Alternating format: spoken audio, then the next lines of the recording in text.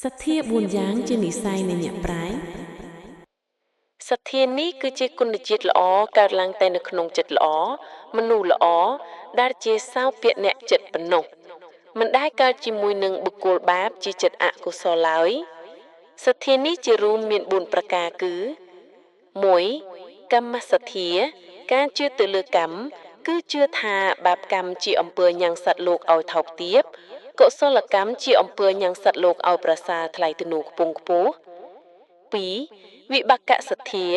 ការជឿទៅលើផលគឺជឿថាសេចក្តីវិន័យហិនហោចនិងសេចក្តីទុក្ខគ្រប់ប្រការដែលខ្លួនត្រូវជួបប្រទះគឺជាផលរបស់កម្មអាក្រក់ដែលខ្លួនធ្លាប់បានធ្វើហើយចំណែកសេចក្តីសុខចម្រើនដែលខ្លួនត្រូវបានទទួលគឺជាផលរបស់កម្មល្អដែលខ្លួនធ្លាប់ធ្វើហើយដែរដោយមិនមានអ្នកណាជាអ្នកធ្វើជំនួសនោះទេ 3. កម្មសក្កិតាសទ្ធាជឿថាសត្វទាំងឡាយមានកម្មជារបស់ខ្លួនគឺថាកម្មដែលសត្វលោកបានធ្វើហើយទោះបីជាល្អក្តីអាក្រក់ក្តីតែងតែជាប់ទៅតាមសត្វលោកនោះជានិច្ចដូចកង់រទេះដែលវិលទៅតាមជើងគោឬដូចជាស្រមោលអង្ទោលតាមប្រាណបើទុកជាខំរត់កិតឬរាយមុនការពារយ៉ាងណាក៏មិនអាចរួចភពអំពីអំណាចកម្មបានឡើយ 4.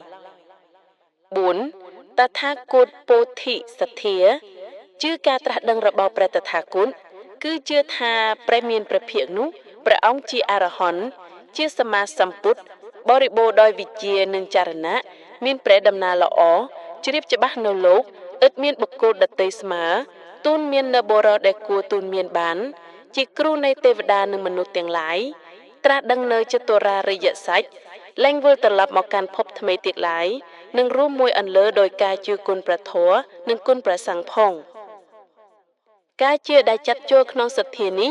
គឺសំដៅដល់ការជឿក្នុងរឿងដែលមានហេតុផលស្របទៅតាមធម្មជាតិដែលមានពិតៗមិនមែនជាការជឿក្នុងរឿងភ្ញាក់ផ្អើលនោះឡើយ